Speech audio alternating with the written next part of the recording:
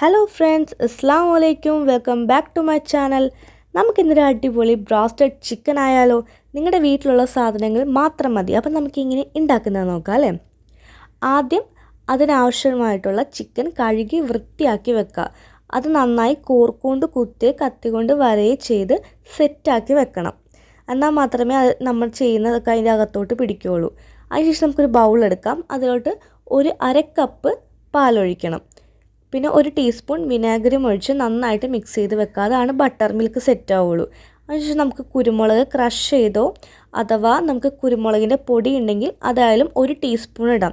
പിന്നെ ഒരു 1.5 ടീസ്പൂൺ മുളക് പൊടി ഇടാം.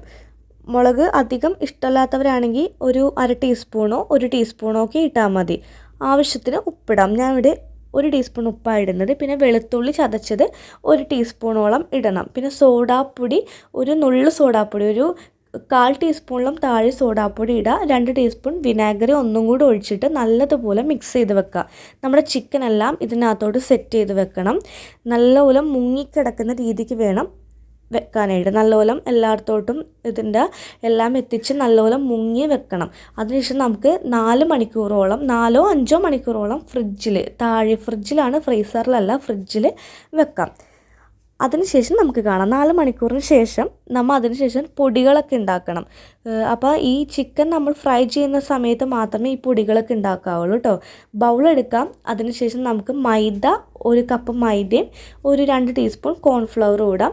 വെളുത്തുള്ളി പേസ്റ്റ് 1 ടീസ്പൂൺ ഇടാം. പിന്നെ ഒരു മുട്ട കോഴിമുട്ട പൊട്ടിച്ച് നമുക്കതിലൊഴിക്കാം. ആവശ്യത്തിന് ഉപ്പും ഇടാം. പിന്നെ നമുക്ക് കോൾഡ് വാട്ടറാണ് വേണ്ട. ഫ്രിഡ്ജിൽ വെച്ച വെള്ളം നന്നായിട്ട് ഒഴിച്ച് മിക്സ് ചെയ്ത് കൊടുക്കണം കേട്ടോ. ഇതിൻ്റെ കൺസിസ്റ്റൻസി എന്ന് പറഞ്ഞാൽ നല്ല ലൂസ് ബാറ്റർ ആയിരിക്കണം. ഇങ്ങനെ ഒരുപാട് കട്ടി വരാൻ പാടില്ല. അപ്പം നമുക്ക് ആവശ്യാനുസരണം വെള്ളം ഒഴിച്ചു കൊടുക്കാം. അപ്പോൾ ഇത് പോരാ. അപ്പം ഞാൻ ഒന്നും കൂടെ വെള്ളം ഒഴിച്ചു കൊടുക്കുകയാണ്. എന്നിട്ട് നന്നായിട്ട് മിക്സ് ചെയ്തപ്പോൾ ഇതിപ്പോൾ കറക്റ്റ് കൺസിസ്റ്റൻസി ആയിട്ടുണ്ട്. ഇതാണ് നമ്മുടെ കൺസിസ്റ്റൻസി. അതിനുശേഷം നമുക്ക് അടുത്തൊരു പ്ലേറ്റ് എടുക്കാം.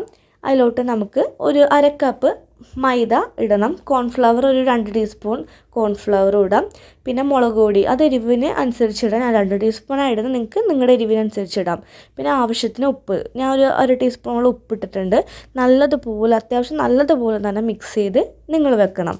അതിനുശേഷം ആദ്യം നമ്മൾ ഫ്രിഡ്ജിൽ വെച്ച ബാറ്റർ എടുക്കാം. അതിനുശേഷം നല്ലപോലെ ഒന്ന് മിക്സ് ചെയ്തിട്ട് നമ്മുടെ മൈദയുടെ ബാറ്ററിൽ മുക്കണം. അതിനുശേഷം മൈദയെ നന്നായിട്ട് അതിൽ പിടിച്ചിട്ടുണ്ടാണ്. ബാറ്റർ നല്ലതുപോലെ പിടിക്കണം. അതിനുശേഷം നമ്മുടെ പൊടിയിൽ നല്ലപോലെ മിക്സ് ചെയ്യാം. നനവുള്ള ഭാഗത്തെല്ലാം ഈ പൊടി മിക്സ് ആയിട്ടുണ്ടാവണം കേട്ടോ. അത്യാവശ്യം നല്ല രീതിക്ക് ഇത് മിക്സ് ചെയ്ത് വെക്കാം. കുറേ നേരം മിക്സ് ചെയ്ത് വെക്കരുത്. നമ്മൾ ഫ്രൈ ചെയ്യണ ടൈമിൽ ആയിരിക്കണം നമുക്ക് മിക്സ് ചെയ്യേണ്ടത്. നമുക്കിനി പാൻ അടുപ്പത്ത് വെച്ചിട്ടുണ്ട്. ഞാൻ ഇങ്ങനെ ഇരുമ്പിൻ്റെ ചീനച്ചട്ടിയിലാണ് ഞാനിത് ഫ്രൈ ചെയ്യുന്നത്. ആവശ്യത്തിന് എണ്ണ ഒഴിക്കാം. ഞാൻ ഒരു 3 പീസാണ് ഫസ്റ്റ് ഇടുന്നത്. എല്ലാം കൂടി ഇടുന്നില്ല. അപ്പം നിങ്ങൾ പൊരിക്കുന്ന സമയത്ത് ആവശ്യത്തിന് ഉള്ളത് ഇങ്ങനെ അപ്പം മുക്കി പൊരിച്ചാൽ മതി. എല്ലാം കൂടെ മുക്കി വെക്കണ്ട.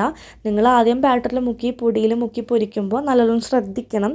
ആവശ്യത്തിന് മാത്രം എടുത്താൽ മതി. എല്ലാ ചിക്കനും കൂടെ മുക്കി വെക്കരുത്. നിങ്ങൾ ആദ്യം എത്ര പീസാണോ പൊരിക്കുന്നത് അത്രയും പീസ് ബാറ്ററിലും പൊടിയിലും മുക്കി ഫ്രൈ ചെയ്ത് വെക്കുക. അപ്പോൾ ടേസ്റ്റിൻ്റെ കാര്യത്തിൽ യാതൊരു കോംപ്രമൈസും ഇല്ല. അടിപൊളി ടേസ്റ്റ് ആയിരുന്നു. Must try. അപ്പോൾ എല്ലാവർക്കും എൻ്റെ വീഡിയോ ഇഷ്ടപ്പെട്ടെന്ന് വിശ്വസിക്കുന്നു. ഉറപ്പായിട്ട് നിങ്ങളിത് വീട്ടിൽ ട്രൈ ചെയ്യണം. പിന്നെ ഒരു കാര്യം, ഇത് ചൂടോടെ കഴിക്കാൻ ശ്രദ്ധിക്കണം കേട്ടോ. കുറേ നേരം ഫ്രൈ ചെയ്ത് വെച്ചതിന് ശേഷം കഴിക്കരുത്.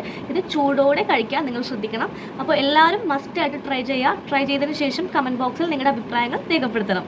ഓക്കെ, അപ്പോൾ അത്രയൊക്കെയുള്ളൂ ഇന്നത്തെ വീഡിയോ. അടുത്ത വീഡിയോയിൽ നമുക്ക് കാണാം. ആദ്യമായിട്ട് എൻ്റെ ചാനൽ കാണുന്നവരാണോ നിങ്ങൾ, എന്നാൽ സബ്സ്ക്രൈബ് ചെയ്തിട്ട് പോലെ അടുത്തുള്ള കുഞ്ഞ് ബെല്ലൈക്കണില്ലേ അതും കൂടെ ഒന്ന് ക്ലിക്ക് ചെയ്തിട്ട് ഓൾ ഓപ്ഷൻ കൊടുക്കണം. എന്നാൽ മാത്രമേ ഞാൻ വീഡിയോസ് അപ്ഡേറ്റ് ചെയ്യുമ്പോൾ നിങ്ങളിലോട്ട് എത്തുള്ളൂ. അപ്പോൾ സബ്സ്ക്രൈബ് ചെയ്യുക, ഷെയർ ചെയ്യുക, ലൈക്ക് ചെയ്യുക. അസ്സലാമു അലൈക്കും.